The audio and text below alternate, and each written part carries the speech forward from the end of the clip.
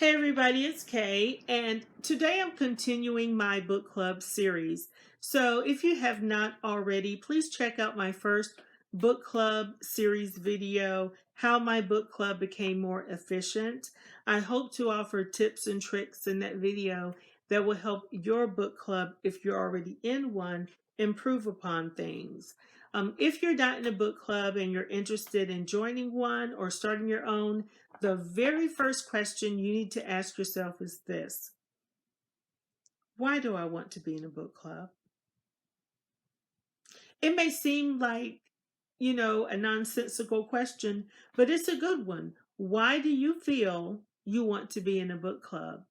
Think about it. I know I wanted to be in one, and I can't answer that for you, but you really need to think about that. Why do I want to be in a book club? First question to ask yourself. Next, you need to think about whether or not you want to join an already established club or if you want to start your own. There are pros and cons to both. But if you are thinking of joining an already established club, the good news for you is that all the hard work has already been done by someone else. And so all you have to do is join the club. The bad part about joining an already established club is that it could be hard to fit in initially, or they may have rules or guidelines in the club that you aren't too happy about. So you really need to vet a club before you join it. Um, I remember when I was probably back in my 20s, I guess, and I was at the library. I saw, posting, join our book club, what have you. And I just called the lady, found out what they were reading and where they were going to meet, what time they were going to meet. But I really didn't do a lot of vetting. So when I showed up at the meeting, I found myself very, very different from these ladies. I was the only person of color there, which that in itself wasn't the biggest issue because I live in a small town, predominantly white town, and I've been the only black person in a lot of circumstances, okay? Um, but in terms of reading books, what they wanted to read, I had absolutely no interest in reading. And a lot of them were a lot older than I was. I think all of them were married. There just wasn't any diversity in the club whatsoever. And I just didn't feel at home in that club. So I think after 2 or 3 books, I was out. I said, this isn't for me. And I left. So really, really vet clubs before you just show up, okay? Now you may ask, how do you find clubs in your area? Well, you can check with your local library. Again, I live in a small town, so our local library does have a book club that meets monthly, but I think I went to one meeting and I said, okay, I'm not interested in what it is they want to read. So I actually checked out the library one county over, which is much larger than the county I live in. And they had several book clubs throughout many of their different branches that had some, people who read diversely. So I never did join any of those because I ended up in the club that I'm in now. But if your local library, if your county doesn't have, the clubs, a club that you might be interested in, check one county over and see what they have there. Local bookstores. Bookstores may be in the know about book clubs in your area. There may be some book clubs that buy their books from them in bulk, so they may be able to tell you and give you information about book clubs you can join. Community web pages, Facebook, Google, Goodreads. You can look up book clubs. If your area is large enough, you may have some information on Goodreads. And then ask around. Ask somebody who knows somebody who knows somebody. Somebody may know of a local book club that you can vet and see if you want to join. And, go to one meeting, see who's there, see what kind of books they read. Ask for their past reading list or their current reading list just to get a feel of the group and how you feel like you might fit in. So just thoroughly vet, ask a lot of questions, and it wouldn't hurt to go to one meeting if they allow you to come to one meeting to see if it's the place for you, and if it's not, move on to the next one. So if you think you want to actually start your own book club, I think this is going to be a lot harder because you have to do all the hard work. Not just you by yourself. You're going to recruit probably a few other people to help you get it started. But yeah, you're going to have to put in a lot of manpower if you want to start your own club.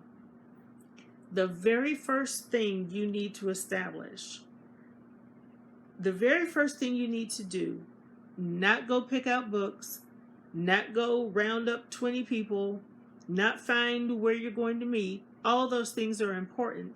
But if you are the one that wants to start the club, the first thing you need to do is ask yourself, what is the vision for this club? What is your vision for the club? How does the club look to you? How does it operate? You know, these are things you really need to think about. Write down, what is your mission statement and your vision for your club? That's very important. And all these other things that I'm going to mention will all tie back to the vision, okay? So you need to think, what is the vision? Is this going to be a small, intimate club with less than 15 members? Or is it going to be a larger club, 20, 30, 40 people? You need to think about that. I think book clubs operate best when they are small and intimate. But if you're going to have a large book club, maybe there are fractions, you know, of like 9 or 10 people each in the overall big book club. And the only reason I say that, and this is no disrespect at all to the bigger book clubs, because I think they're great too, but I think that you really, everybody's voice is heard during the club meetings, the smaller the club is. Okay? I think everybody has an opportunity to get their opinions out, to share their love or hate of the book. And I think you build a greater rapport with a smaller group of people. Just Karen's opinion, okay? If you have a larger book club, I'm sure that people develop relationships within those clubs and you try to make sure everybody's voice is heard. I just don't know how you do that with so many people. And maybe you could drop down in the comments below and explain how it works for you. Or if you're a booktuber in a very large book club, you can record a video and talk to us a little bit about it. But I personally like the small, more intimate clubs. So when you're setting your vision, you need to think about how many people are going to be in the club. And also, you need to set the tone for this club. Is this going to be a social club that sometimes talks about books? Or are you going to be a book club that's sometimes social? We have encountered other clubs that they get together to socialize, to drink wine and eat. And oh yeah, about that book. Did you like it? Yeah, I liked it. Did you like it? Yeah. And that's their book club? No. My book club, we get together to talk about the book. Yeah, we socialize, but the book is the primary focus of why we get together. You need to set that tone so that when people come through the door to join your club, they understand that. Okay? Also, you're going to have a baker's dozen number of people or an odd number of people in your club. And why might you want to have an odd number? For voting purposes. Just something to think about. Are you going to have officers, president, vice president, secretary, treasurer? Are you going to have those offices in your club? Are you going to take up dues? Because if you are, you need to think really hard about taking up dues. Who's going to open up the bank account? Who's going to be able to withdraw funds from said bank account? Who's going to be your treasurer? Those are things you need to consider. because it's not necessarily easy to get people's names off of bank accounts if they leave the club. Speaking of which, membership. Are your members going to have to apply to be in the club? Can they just ask and be in the club? Can a friend just bring somebody to be in the club? How are you going to intake? How are you going to handle people leaving the club or being asked to leave the club? What are your rules for dismissing someone from the club? Are you going to have rules about that? Now, you don't have to make your club very formal, but I'm just saying these are things you need to think about beforehand, okay? If somebody's unruly and rowdy and they're always causing trouble, do you always want them doing that in your meetings when you're supposed to be talking about books? How are you going to handle it? Okay? Something to consider, because everybody's personality doesn't always mesh. Location. So where are you going to meet? At each other's homes? At a set location? At the library? Where are you going to meet? How often are you going to meet? Once a month? Once every 6 weeks? You need to think about that. Hostesses. How are you going to choose your hostess at each meeting? How are you going to choose who's going to facilitate each meeting? How are you going to choose the books that you're going to read? So in my previous video, I talked about the iterations that my book club went through in trying to choose what books we were going to read. So you need to try to establish that early as you're building this club. And also genre. Are you going to eliminate any genres from book club, or is it free for all and anybody could recommend a book from any genre? Or are you going to be a specialized genre? We're a romance book club. We're a mystery book club. We're literary fiction, urban fiction, or we're going to be a mix of it all. So think about that. Is your club going to be co-ed or no? Are you going to set an age limit? So does everyone have to be at least 21 so that you can have drinks at your meetings? Are you going to allow guests to come to your meetings? We don't allow guests. Are you going to have social media pages, whether Facebook, Twitter, Instagram, any other social media? And the reason why I asked that question, that's something you really need to think about, as well as your own webpage. There are people who do not have social media accounts and do not want to be posted on social media.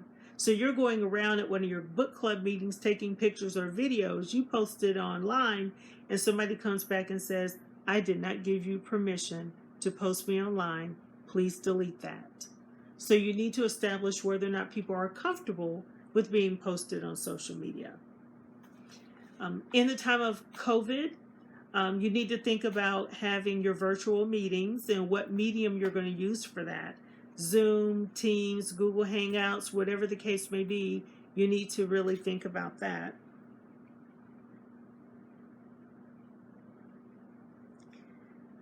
Let's see what else. Are you going to have book club merchandise? Cups and mugs and t-shirts and sweatshirts and all kinds bags and everything. You need to really think about that, because everybody in your club may not have the same budgets. So you may say, okay, we're going to get this $25 t-shirt, and somebody in the club may not have the money to get it.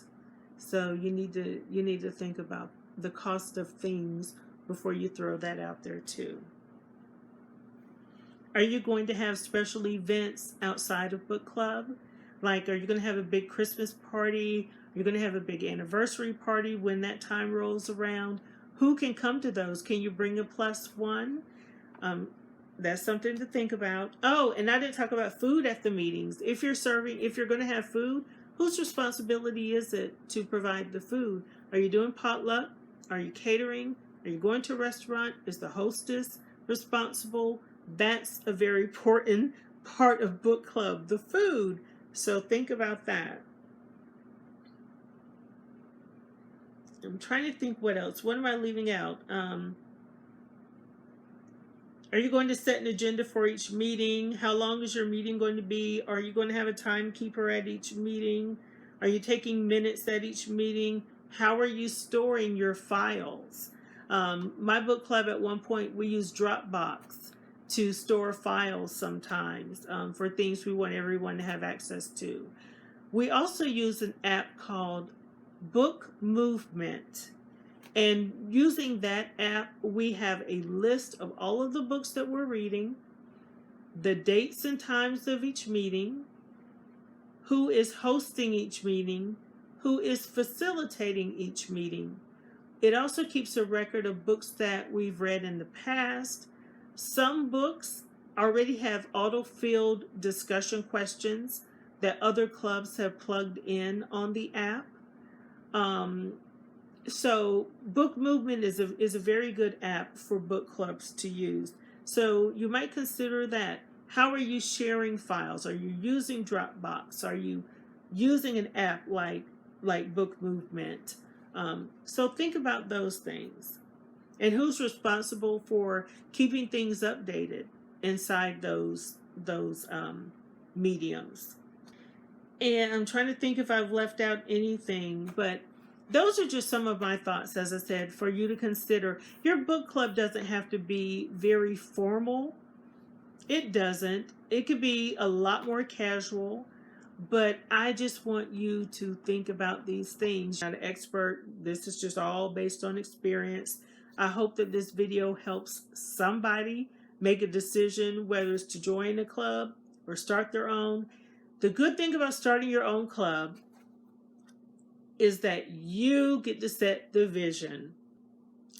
Hope you enjoyed this video. And again, leave comments and questions below. Until next time, everybody, keep reading. Bye-bye.